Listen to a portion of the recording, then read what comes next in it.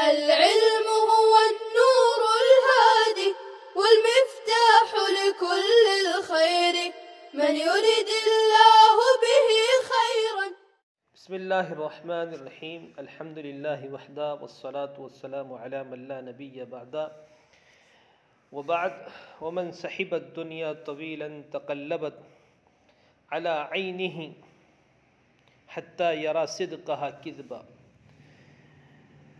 ومن صحب یصحب اسباب سمیع، صحب یصحب صحبتاً کسی کے ساتھ رہنا، تقلبت اسباب تفاعل پلٹ جانا، تبدیل ہو جانا، حتیٰ یرا صدقہا کذبا، یہاں یرا افعال قلوب میں سے ہے، یہاں آنکھوں سے دیکھنا مراد نہیں ہے بلکہ خیال کرنا، یقین کرنا کے معنی میں ہے۔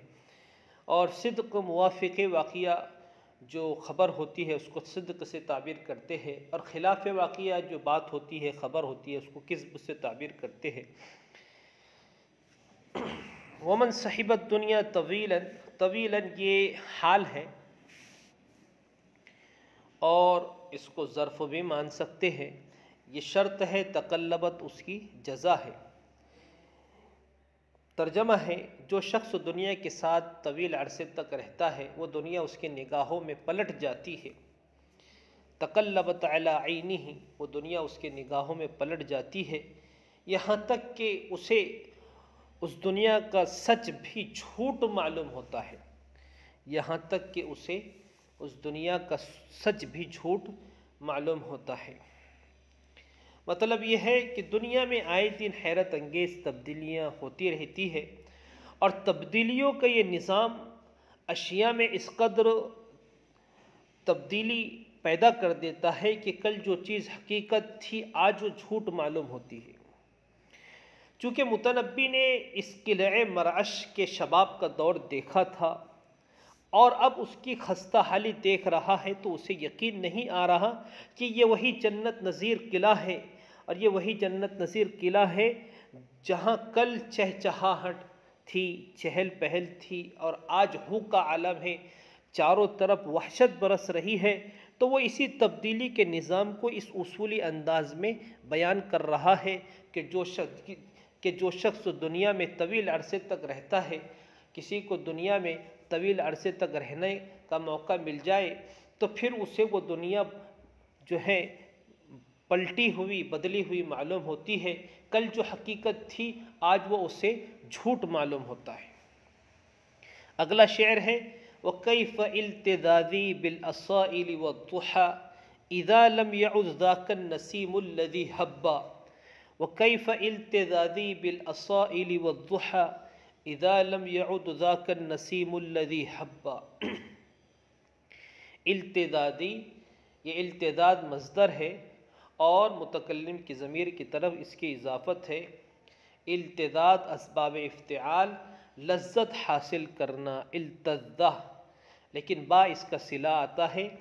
اصائل، اصیل کی جمع ہے، اور اصیل کی یہ خلاف قیاس جمع ہے۔ شام کے وقتوں کو کہتے ہیں، عصر اور مغرب کے درمیان کا جو وقت ہوتا ہے اسے اصیل کہتے ہیں۔ بکرۃ و اصیلا، قرآن کریم نے بھی یہ لفظ استعمال کیا ہے۔ والضحیٰ، یہ ضحوۃ کی جمع ہے، چاشت کا وقت۔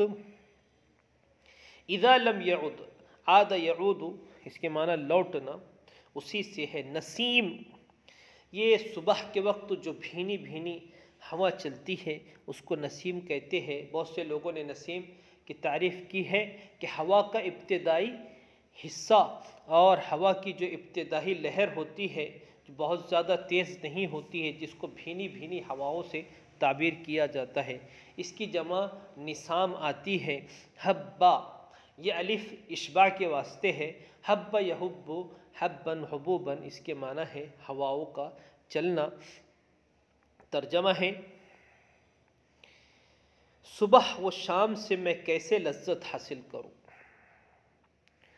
صبح و شام سے میں کیسے لذت حاصل کروں جبکہ وہ ہوا ہی نہیں رہی جو بوقت صبح چلا کرتی تھی، جبکہ وہ ہوا ہی نہیں رہی جو بوقت صبح چلا کرتی تھی۔ اصل میں شاعر تصور کے دریچے سے جھانک کر ماضی کے حسین لمحوں کو یاد کر رہا ہے اور انہی لمحوں کو یاد کرتے ہوئے کہہ رہا ہے کہ پہلے میں اس قلعے کے حسین مناظر سے لطف اندوز ہونے کے لیے صبح و شام یہاں آتا تھا اور باہر نکلتا تھا، لیکن اب یہ تو بالکل بھی ممکن نہیں، اس لیے کہ محبوب یعنی سیف الدولہ میرا جو محبوب تھا، محبوب یہاں سے چلا گیا اور محبوب کے ساتھ وہ نسیم صبح بھی چلے گئی جو یہاں چلتی تھی اور جس نے یہاں کے موسم کو جنت نظیر بنائے رکھا تھا۔ اگلا شعر ہے ذکرت به وصلا کأن لم افز به، ذکرت به وصلا کأن لم افز به وعیشا کأنی كنت اقطعه وثبا۔ ذکر یذکر ذکرن یاد کرنا، وصل دنیا محبت کی دو یہ اصطلاحیں ہیں، وصل اور ہجر اصطلاحیں ہیں۔ وصل اصل میں محبوب سے ملاقات کو کہتے ہیں، محبوب کے ساتھ بیتے ہوئے لمحات، اور محبوب سے جدائی کے واقعے کو ہجر سے تعبیر کیا جاتا ہے۔ کأن لم افز به، یہ کأن ہے، افز فاز یفوز فوزا کامیاب ہونا، اور با کے صلے میں کسی بہرحال اس کا عام طور پر صلہ با ہی آتا ہے۔ عیشن زندگی اس میں مصدر ہے، اور عاش یعیش عیشن زندگی گزارنا۔ کأنی کنت اقطعہ وثبا، قطع یقطع کاٹنا طے کرنا، وثبا یہ حال ہے اقطع سے اسی لیے منصوب ہے، وثبا یسیب اصوبا اس کے معنی چھلانگ لگانا کودنا۔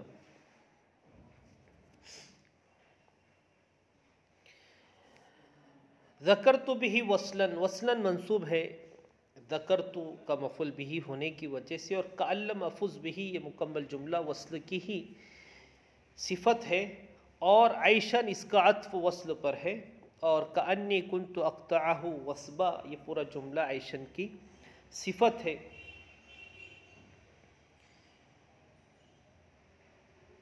ترجمہ ہے مجھے اس مکان کی وجہ سے، مجھے اس قلعے کی وجہ سے وہ وصل یاد آ گیا جس میں گویا میں کامیاب ہی نہیں ہوا، جس میں گویا میں کامیاب ہی نہیں ہوا، کأن لم افز به کا ترجمہ، اور وہ زندگی یاد آئی جسے میں نے گویا اچھلتے کودتے گزار دیا۔ وعیشن کأنی کنت اقطعہ وثبا، اور وہ زندگی یاد آئی جسے میں نے گویا اچھلتے کودتے گزار دیا۔ شاعر کہتا ہے مجھے وہ وصل کا زمانہ یاد آ گیا جو اتنی سرعت کے ساتھ گزرا، گویا کہ وصال ہوا ہی نہیں، اور وہ زندگی یاد آئی جو اچھلتے کودتے گزر گئی۔ ویسے بھی ایام مسرت منٹوں میں گزر جاتے ہیں اور ایام مصیبت کاٹے نہیں کٹتے۔ وفتانة العینین قتالة الہوى اذا نفحت شیخا رواجحها شبا۔ وفتانة العینین قتالة الہوى اذا نفحت شیخا رواجحها شبا۔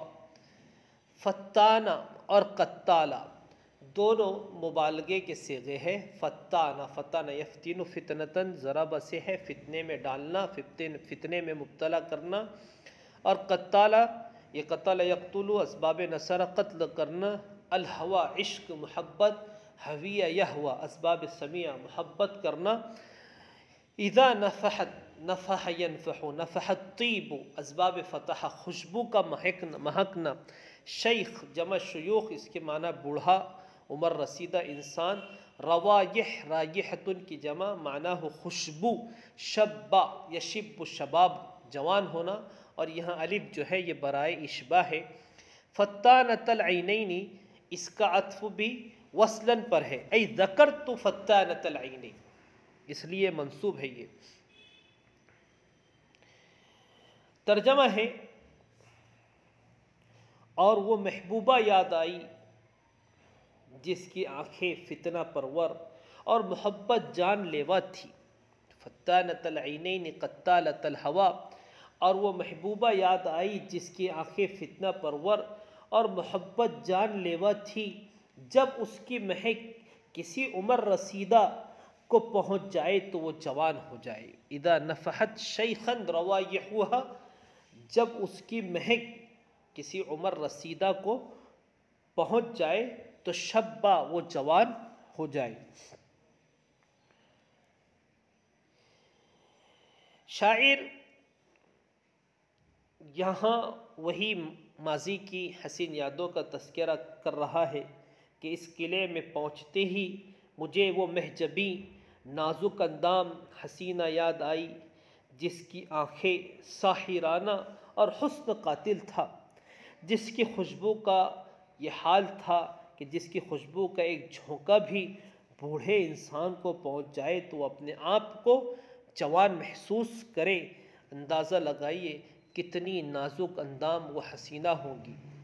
لہا بشر الدر الذي قلدت به ولم ارى بدرا قبلها قلد الشهبا. لہا بشر الدر، بشر یہ بشرتن کی جمع ہے، بشارہ اس کے معنی ہے کھال کا اوپری حصہ، لیکن مراد یہاں جسم ہے. الدر موتی کو کہتے ہیں، بڑے موتی کو، اس کی جمع درر آتی ہے. قلدت، قلدہ یقلد تقلید، اسباب تفعیل ہار پہنانا، گلے میں پٹا ڈالنا، اسی سے یہ ماضی مجہول کا صیغہ ہے. ولم ارى بدرا، بدر ماہ کامل کو کہتے ہیں، 14ویں رات کے چاند کو کہتے ہیں. شہبا یہ شہاب کی جمع ہے، اس کے معنی ہے ستارہ. لہا یہ مبتدا خبر مقدم ہے، اور بشر الدر یہ پورا آگے کا جملہ معطوف علیہ مل کر یہ مبتدا مؤخر ہے. ترجمہ ہے اس کا جسم ان موتیوں کا ہے، اس کا جسم ان موتیوں کا ہے جس کا وہ ہار پہنے ہوئے ہے.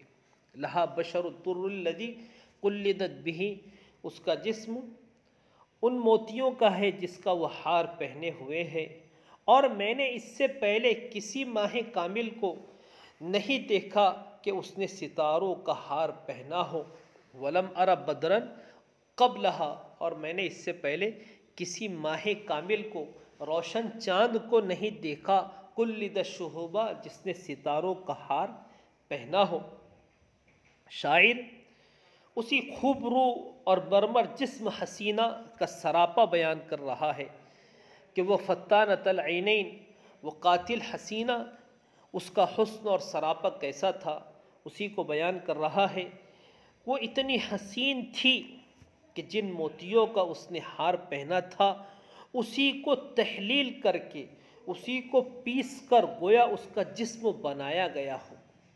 یعنی چمکتے جسم پر دمکتے موتی ایسا منظر پیش کر رہے تھے گویا کسی چاند نے ستاروں کا ہار پہنا ہو. السلام عليكم، لا تنسوا الاعجاب بالفيديو والاشتراك في القناة تشجيعا لنا لنستمر بنشر المزيد إن شاء الله.